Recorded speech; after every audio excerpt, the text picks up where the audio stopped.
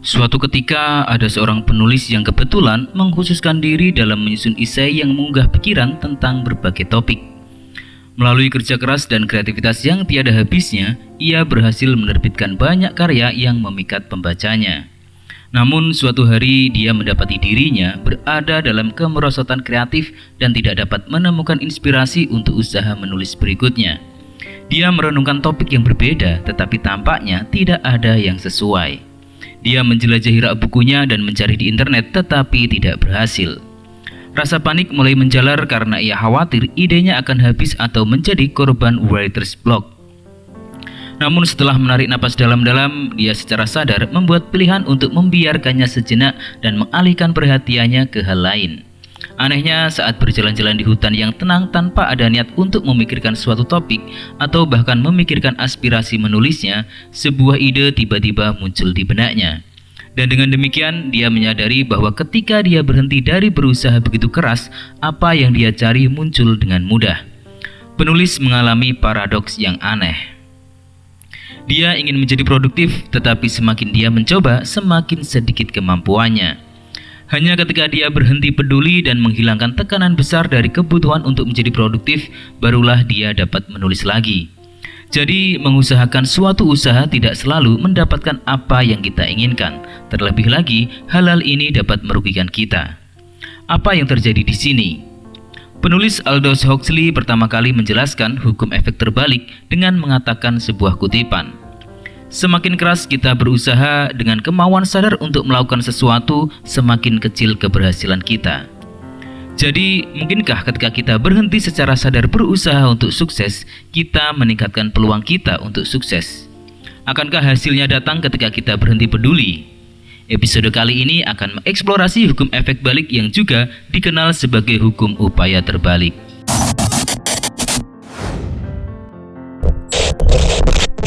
Dahulu kala di Tiongkok kuno, seorang pedagang bertemu dengan seorang bijak. Dia mendengar ada salah satu orang paling bijaksana yang masih hidup. Pedagang itu mencoba membuat orang bijak itu terkesan dengan memberitahunya berapa banyak uang yang telah dihasilkan dalam kesepakatan perdagangan terakhirnya. Orang bijak itu mengangguk, tetapi tampaknya tidak terkesan.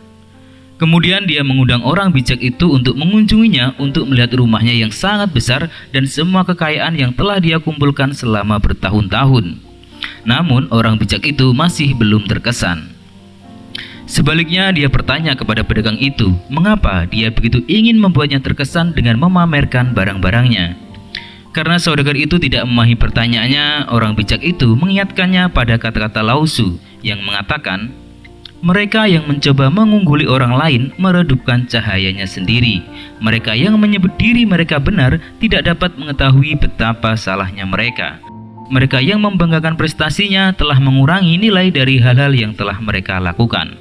Akhir kutipan, kita telah diajari bahwa pencapaian membutuhkan usaha. Namun dengan banyaknya hal dalam hidup, upaya juga bisa menjadi kontraproduktif. Adapun pedagang itu, dia ingin mendapatkan persetujuan orang bijak itu, tetapi semakin dia mencoba, semakin sedikit dia bisa membuatnya terkesan. Orang bijak mengingatkan kita bahwa semakin kita memaksakan pencapaian kita pada orang lain, semakin kita tidak bersinar. Jika kita telah mencapai banyak hal, mengapa kita harus terus-menerus mengingatkan orang lain? Orang-orang malah akan semakin curiga terhadap individu yang perlu membanggakan diri, menyombongkan diri, dan mendapat sorotan sebanyak mungkin. Apa yang mereka coba buktikan? Apakah mereka memberikan kompensasi untuk sesuatu? Tampaknya mereka perlu meyakinkan dunia akan nilai mereka. Paradoksnya, semakin kita merasa perlu meyakinkan dunia betapa berharganya kita, semakin sedikit nilai yang kita yakini dimiliki oleh dunia, dan hal ini mungkin terlihat jelas. Jika saudagar itu tidak begitu bersemangat untuk mengesankan, dia bisa saja membiarkan prestasinya berbicara sendiri ketika momen pengungkapannya muncul, yang juga akan membuat orang bijak lebih terkesan, bukan hanya karena pencapaiannya sendiri, tetapi juga karena dia tidak perlu menyombongkannya. Jadi hukum efek balik kembali berlaku. Dia menyabotase hasil yang diinginkannya dengan terlalu memperdulikan pendapat orang bijak ini. Mengenai kesejahteraan psikologis kita, hukum efek balik juga tampaknya berlaku. Seperti yang kita alami dengan mencoba mengendalikan kondisi mental kita, kita kebanyakan hanya menghalangi jalan kita sendiri. Dalam blognya The Runaway Mind, Profesor David Clark menceritakan bagaimana terlalu banyak usaha menyebabkan kesulitan dalam mengatasi tekanan emosional. Dia bertanya kepada pembacanya, apakah kita pernah tersedak saat di bawah tekanan, misalnya saat mengikuti kontes, ujian, atau wawancara kerja. Dia menyatakan, kamu mungkin telah menghabiskan waktu lama untuk mempersiapkan momen ini. Kamu berulang kali mengingatkan diri sendiri bahwa kamu harus melakukan yang terbaik. Kamu bisa merasakan tekanan yang kuat, semua perhatian dan energimu disalurkan ke penampilanmu. Dengan usaha dan tekad yang besar, kamu melangkah maju, namun kemudian bencana melanda dan kamu gagal. Kamu membuat kesalahan dan mengalami salah satu momen paling memalukan dalam hidupmu. Akhir kutipan, menurut Clark, apa yang disebut paradoks pengendalian mental juga berlaku untuk mengatasi tekanan emosional. Berusaha terlalu keras untuk menghentikan pemikiran negatif misalnya, seringkali menjadi bumerang dan hanya akan menambah kenegatifan kita. Ketika kita menjadi korban paradoks pengendalian mental, kita mengalami bahwa semakin kita mencoba mengendalikan pemikiran kita, semakin kurang berhasil kita dalam melakukannya, yang sejalan dengan hukum efek terbalik. Clark menunjukkan pada penelitian ilmiah yang menunjukkan bahwa manusia tidak pandai dalam menekan pikiran dibandingkan dengan menciptakan pikiran. Kita telah menjelajahi eksperimen gajah merah muda di channel ini, di mana hal itu menunjukkan betapa sulitnya untuk tidak berpikir secara sadar tentang gajah merah muda. Jadi dalam hal pengendalian mental, kita dapat mengatakan, apa yang kamu tolak malah akan bertahan. Hanya ketika kita berhenti berusaha, ketika kita berhenti memperdulikan kehadiran pikiran gajah merah muda di benak kita, akhirnya pikiran itu lenyap. Namun hukum efek terbalik nampaknya juga berlaku sebaliknya. Mengacu pada cerita di awal video ini, aliran kreativitas dan pengendalian mental seringkali tidak bercampur. Meskipun orang pandai menghasilkan pemikiran, memaksakan diri untuk membangkitkan solusi kreatif, ide atau inspirasi untuk kemajuan atau usaha kreatif lebih lanjut seringkali tidak berhasil, dan semakin kita mencoba, semakin kita tidak berhasil. Seniman dan guru serba bisa Julia Cameron menulis dalam bukunya The Artist's Way, terlalu sering kita mencoba untuk mendorong, menarik, menguraikan dan mengendalikan ide-ide kita, alih-alih membiarkannya tumbuh secara organik. Proses kreatif adalah proses penyerahan diri, bukan kontrol. Misteri adalah inti dari kreativitas, itu adalah kejutan. Akhir kutipan, kita seringkali mengalami kreativitas kita berkembang ketika kita tidak memintanya. Misalnya saat santai saat mandi, atau saat berjalan-jalan di hutan dan menjelang tidur. Pada saat-saat itu, ketika kita sudah tidak lagi memperdulikannya, gagasan yang kita cari muncul secara spontan. Para penganut Taoisme kuno mengamati bahwa ketika kita terlalu sibuk dengan hasilnya, kemungkinan besar akan menyabotase kinerja kita. Kisah dalam kitab suci Taoisme Zhuangzi tentang seorang pemanah yang bisa menembak dengan sempurna selama latihan, tetapi tidak dapat tampil memuaskan karena tegang selama turnamen saat bersaing memperebutkan hadiah. Hal itu menunjukkan betapa terlalu memperdulikan hasil akan merugikan kita. Ketika kita terlalu peduli pada hasilnya, apapun yang kita lakukan, kita merasa tegang. Meskipun kita biasanya mampu melakukan tugas dengan sempurna, ada perasaan darurat yang terlibat. Pikiran kita sibuk dengan masa depan dan bahkan mungkin memikirkan masa lalu, misalnya merenungkan kesalahan masa lalu. Kita mungkin percaya bahwa semakin kita khawatir terhadap tugas dan konsekuensinya, semakin besar kendali yang akan kita peroleh dan semakin besar peluang kita untuk berhasil. Namun yang terjadi justru sebaliknya, semakin kita khawatir, semakin kita berusaha mengendalikannya, semakin besar kemungkinan kinerja kita akan menurun. Disinilah hukum efek terbalik kembali berlaku. Semakin kita peduli untuk mencapai kesuksesan, semakin hal itu jauh dari kita. Ketika kita terlalu peduli pada hasil, kemungkinan besar kita akan memaksakan diri sehingga pada akhirnya menghambat kemajuan kita. Penganut Tao kuno tahu bagaimana orang dapat menghalangi jalannya sendiri ketika berusaha mencapai sesuatu. Alih-alih berjuang, mereka mengusulkan wu wei atau tindakan tanpa usaha. Atlet Christopher Brooklyn menjelaskan dalam sebuah artikel di Psychology Today bagaimana keadaan kinerja optimal yang juga dikenal sebagai zona muncul secara paradoks ketika kita tidak berusaha untuk mencapainya. Saya mengutip, ini mungkin tampak berlawanan dengan intuisi, tetapi pola pikir tanpa usaha yang juga dikenal sebagai wu wei meningkatkan peluang seorang atlet untuk tampil dengan mudah dan menang. Paradoks Wu Wei adalah bahwa berusaha lebih sedikit atau tidak berusaha lebih keras untuk menang dengan segala cara seringkali menghasilkan lebih banyak kesuksesan.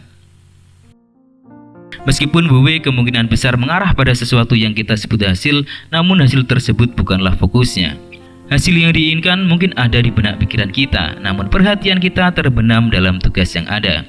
Tugas tersebut bahkan tidak lagi menjadi tugas, seolah-olah pianis menjadi karya musiknya, penulis menjadi novelnya, dan pemain sepak bola menjadi permainannya. Ketika tidak ada rasa khawatir terhadap pencapaian di masa depan atau tidak memikirkan kegagalan di masa lalu, maka kinerja seseorang tidak akan terganggu oleh pemikiran-pemikiran ini, yang justru malah akan memperkuatnya. Oleh karena itu, kita dapat mengatakan bahwa begitu kita berhenti peduli, maka hasil akan datang. Karena hambatan mental dan fisik yang kita timbulkan sebagai konsekuensi dari kepedulian terhadap hasil akan hilang. Mereka tidak menghalangi tindakan yang murni dan responsif pada saat ini, yang berarti tindakan yang dengan mudah saling mempengaruhi dengan keadaan saat ini. Misalnya kita harus tanggap terhadap lingkungan kita untuk mengendarai mobil. Segala sesuatu yang terjadi di lingkungan belum pernah terjadi sebelumnya dan secara unik terjadi pada momen tertentu. Tentu saja ada pola dan generalisasinya, tetapi jika kita melihat secara detail apa yang terjadi di jalan raya tertentu, mobil-mobil yang ada, orang-orang di dalam mobil tersebut, apa yang dilakukan dan dipikirkan orang-orang tersebut, dan bagaimana mereka bereaksi adalah suatu hal yang unik. Simfoni yang belum pernah terjadi sebelumnya, yang tidak dapat kita prediksi secara kognitif. Kita hanya bisa mengandalkan keterampilan mengemudi dan kemampuan merespons dengan baik segala sesuatu yang terjadi. Namun sebaliknya, pikiran kita cenderung mencoba mengendalikan masa depan dengan membuat prediksi terperinci dan kemudian terus-menerus mengulangi fantasi tersebut dan tanggapan kita terhadapnya. Namun ketika saat yang telah kita persiapkan tiba, kita mendapati bahwa perencanaan kita yang terperinci menjadi tidak berguna. Terlebih lagi, semua pemikiran dan persiapan mental ini menghalangi kita untuk merespon apa yang sebenarnya terjadi. Namun jika kita melepaskan penghalang pemikiran ini, kita menciptakan ruang untuk membiarkan lingkungan masuk sehingga kita dapat merespon apa yang terjadi, bukan apa yang kita pikir akan terjadi. Filosof Dr. Wei Lin Chong menekankan pentingnya keterbukaan mengenai siapa saja dengan mengatakan, tidak peduli apakah itu tentang politik, pemerintahan, diplomasi, atau aktivitas lainnya, apa yang disebut Zhuang Yi sebagai Wu Wei adalah cara tindakan yang paling reseptif dan responsif dari keterbukaan yang sangat jelas dalam dirimu yang merupakan nafas kosmos. Akhir kutipan, apakah kita melihat paradoks pengendalian mental atau gagasan tahu tentang Wu Wei, konsep-konsep ini menunjukkan bagaimana pikiran kita dapat menghalangi kita. Semakin kita peduli terhadap sesuatu, semakin besar kecenderungan kita untuk khawatir dan merenungkannya. Dan semakin besar pula pikiran-pikiran ini menghambat kemampuan kita untuk membawa kesuksesan, sesuai dengan hukum efek terbalik. Dengan melepaskan kekhawatiran tentang hasilnya, kita akan lebih mungkin mendapatkan hasil yang kita inginkan.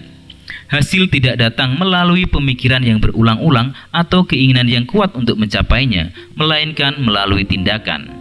Dan semakin kita membiarkan diri kita terbawa oleh hasil yang diinginkan, semakin kecil kecenderungan kita untuk bertindak dengan cara yang berkontribusi dalam mencapai hasil tersebut. Terlalu peduli pada hasil membuat pemanah dalam cerita Zhuang Zi bergemetar. Pemain sepak bola gagal mengeksekusi penalti dan penulis tidak mampu menulis. Terima kasih telah menonton sampai akhir. Jangan lupa di subscribe agar kita selalu terhubung dan sekaligus memberi dukungan moral agar terus membuat konten yang lebih baik dan lebih bermanfaat lagi. Silahkan menonton video lainnya yang direkomendasikan dan sampai jumpa.